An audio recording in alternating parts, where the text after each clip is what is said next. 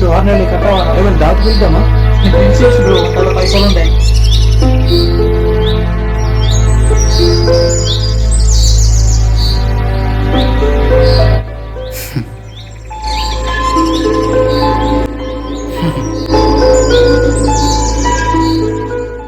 ఏంటి బాస్, నన్ను చూస్తే నవ్వొస్తుందా? ప్రతి ఒక్కడికి నా లైఫ్ అంటే లోకు అయిపోయింది.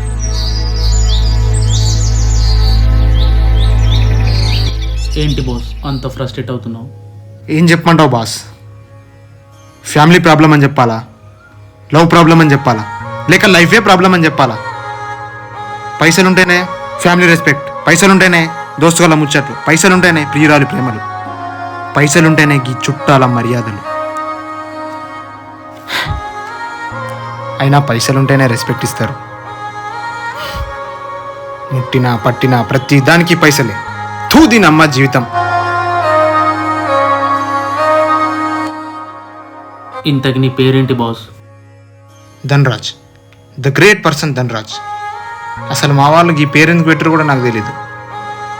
ధనం సంపాదించే గుణం లేదు, రాజులా బ్రతికే యోగం లేదు.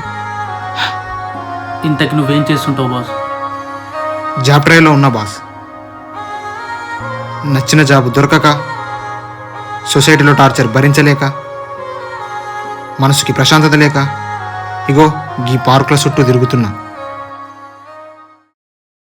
ఉండాల్సిన ఓర్పు నీలో ఉంటే రావాల్సిన మలుపు వచ్చాక కావలసిన గెలుపు లభిస్తుంది. మరేం పర్లేదు బాస్, అన్నిటికీ కాలమే సమాధానం చెప్తుంది. బాస్, ఇది యాప్ కొటేషన్ అంటే వాట్సాప్ కొటేషన్ చూసిన, ఇన్స్టాగ్రామ్ కొటేషన్ చూసిన, కానీ లైనింగ్ మాత్రం బాగుంది బాస్.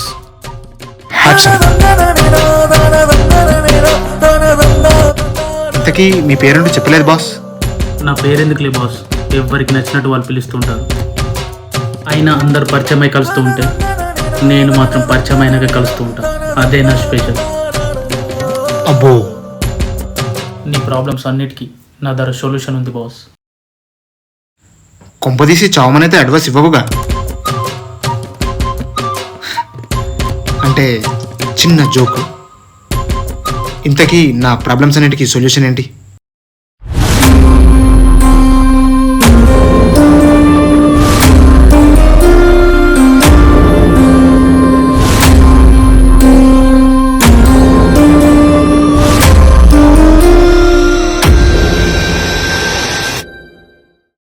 ఇందులో 574 శ్లోకాలు శ్రీకృష్ణుడు చెప్పగా 84 అర్జునుడు, 41 సంజయుడు, 1 ధృతరాష్ట్రుడు, మొత్తం 700 శ్లోకాలతో ఉంది. ఇందులో 1వ అధ్యాయం నుండి 6వ అధ్యాయం వరకు కర్మయోగమని, 7వ అధ్యాయం నుండి 12వ అధ్యాయం వరకు భక్తి యోగం, 13వ అధ్యాయం నుండి 18వ అధ్యాయం వరకు జ్ఞానయోగమని ఇన్ని విభజించిన ఈ భగవద్గీతలో ప్రతి సమస్యకు సమాధానం ఉంది.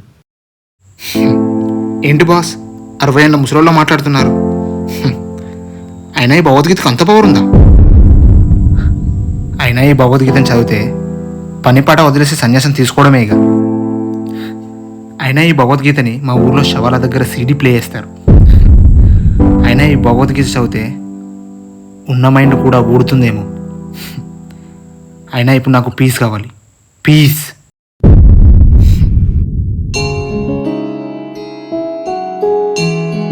భగవద్గీత అంటే శివల దగ్గర పెట్టే పాట కాదు, మనం శివంలా మారంత లోపు మన జీవిత పరమార్థాన్ని తెలియజేసే దివ్య జ్ఞానోపదేశం. భగవద్గీత అంటే జీవితం అంతా అయిపోయిన తర్వాత చదివే పుస్తకం కాదు, చదివి ప్రతి పేజీని అర్థం చేసుకుంటూ వచ్చే గొప్ప అద్భుతం. రిటైర్మెంట్ రోజు సహోదయాలు ఇచ్చే బహుమతి కాదు, చనిపోయిన తర్వాత ప్లే చేసే సీడీ కాదు. ఏమన్నావు బాస్? పన్ని పాట వదిలేసి సన్యాసం తీసుకోమని చెప్తుందా ఇది? ఇదంతా నీ భ్రమ. సంతృప్తి సంతోషాలు నిండిన జీవితం గడపాలంటే, మనం చేస్తున్న పనిలో సక్సెస్ రావాలంటే ఈ గీతను చదవాలి. భగవద్గీత గురించి కొన్ని ఉదాహరణలు చెప్తా విను. భగవద్గీత కేవలం హిందువులది కనుక నేను చదవను, నాకు అవసరం లేదు అని చెప్పే వాళ్ళు ఎలాంటి వాళ్ళంటే, భూమి ఆకర్షణ సిద్ధాంతాన్ని న్యూటన్ కనిపెట్టాడు. అది బ్రిటిష్ వాళ్ళది. దాంతో మనకు అవసరం లేదు అని చెప్పే వాళ్ళతో సమానం. గీత భారతీయులు అందరిది. ఎవరైనా చదవచ్చు. చదివే హక్కు ప్రతి ఒక్కరికి ఉంది. మనుషులు సంతోషంగా ఉండడానికి ఎవ్వేవో చేస్తుంటారు, కానీ వాస్తవానికి కోరికలు అధిగమించినప్పుడే సంతోషంగా ఉంటారు. ఎగ్జాంపుల్, ఎవరైనా జాబ్లో ప్రమోషన్ కావాలనుకుని నిరంతరం దాని గురించి ఆలోచించే వ్యక్తికి చింత తప్ప మరి ఏం మిగలదు. అదే తాను చేసుకుంటూ నిజాయితీగా సామర్థ్యంగా చేసుకుపోయే వ్యక్తికి ఆలోచించే అవసరం లేకుండా ప్రమోషన్ కూడా లభిస్తుంది. గీత చెప్పేది అదే, పని చేయు ఫలితాన్ని ఆశించకు అని. పీస్ కావాలి అంటున్నావు కదా, హరికృష్ణ మంత్రాన్ని 108 సార్లు పఠించు, కావలసిన పీస్ ఏంటో లభిస్తుంది. మెడిటేషన్ అన్నానని చెప్పి ఇంద్రియాలన్నింటినీ అదుపులో పెట్టుకోవాలంటే దాని అర్థం నిన్ను నువ్వు ఇబ్బందిలో పెట్టుకోవడం కాదు. ప్రపంచం అందిస్తున్న అన్నిటినీ ఇంద్రియాల సాయంతో తెలివిగా వాడుకోమని. అలా వాడుకుంటే ప్రశాంతత ద్వారా విజయం లభిస్తుంది. ఒక క్రికెటర్ ఉన్నాడనుకో, అతని సామర్థ్యం, అతని ఫిట్నెస్ ఒకేలా ఉన్నప్పటికీ ఏదో ఒక రోజు విజయం సాధిస్తాడు. ఆ మరుసటి రోజు చిత్తుగా ఓడిపోతాడు. ఆ మర్నాడు తన ఆట తీరు మామూలుగా ప్రదర్శిస్తాడు. ఎందుకలా?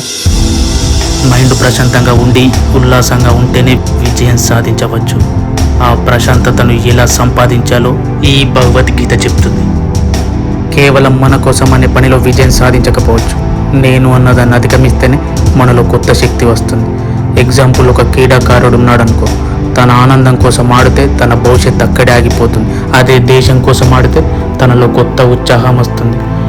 ఏకాగ్రతతో ఆడతాడు, విజయం కూడా వరిస్తుంది. నా కోసం కాదు అని చూడు, ఏ పనిలోనైనా బాధ్యత పెరుగుతుంది, ఏకాగ్రత పెరుగుతుంది. ఈ గీత కూడా చెప్పేది అదే. అసలు భగవద్గీత ఏం చెప్తుందో తెలుసా? ధర్మాల గురించి చెప్తుంది. మన కర్తవ్యం ఏంటో చెప్తుంది. నాగరికత అంటే కోరికలు తీర్చుకోవడం కాదు, ఎలా అదుపులో ఉంచుకోవాలో చెప్తుంది. ఆనందంగా ఎలా ఉండాలో చెప్తుంది. సుఖం దుఃఖం త్యాగంతో చెప్తుంది. ఏది శాశ్వతమో చెప్తుంది, ఏది అశాశ్వతం చెప్తుంది. పాప పుణ్యాలను వివరిస్తుంది. ఆత్మతత్వ నిరూపణ చేస్తుంది. జ్ఞానం మోక్షం ఆధ్యాత్మికం అంటే ఏంటో చెప్తుంది. ఎవడు పండితుడో ఎవడు శ్రితపగ్నుడో చెప్తుంది. ప్రతిఫలం లేకుండా కర్మ చేయడంలో నా ఆనందం ఏంటో చెప్తుంది. మంచి చేసేవాడికి లభించే శాశ్వత కీర్తి ఏంటో చెప్తుంది. పరమాత్ముడికి ఎవడిష్టుడో చెప్తుంది. ఆయనను చేరువయ్యే మార్గాన్ని చూపుతుంది. అందుకే భగవద్గీత సర్వ మానవాళి కోసం నిన్ను నన్ను మనందరి గురించి మాట్లాడిస్తుంది. భగవద్గీత ఒక్క ముక్కలో చెప్పాలంటే Bhagavad Gita dynamic prescription for life. గీతను చదువుకో, నీ రాతను మార్చుకో.